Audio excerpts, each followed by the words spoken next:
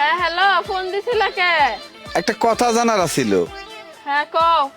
আচ্ছা, আমার যদি কিছু হয়ে যায় তুমি কি করবা?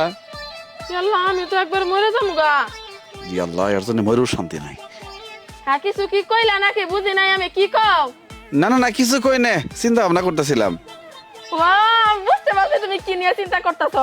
আমি এত সুন্দর একটা মাইয়া তোমার বাড়ির বউ হয়ে যাবো, তার আগে যদি মরে যাই তুমি অনেক কষ্ট পাবা, এটা ভাবতেছো না? আমি এমনিই কইলাম।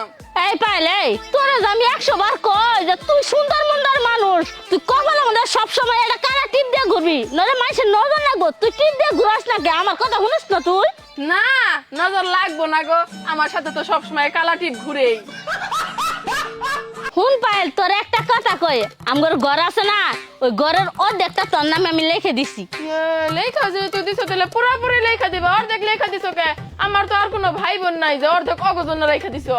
ও, তোমার যেই রাগের রাগ, প্রতিদিনে আমারে কও যে বাড়ির তনে বাইরে যাওগা, বাহের বাড়ি যাওগা, এটা আমার বাপের বাড়ি।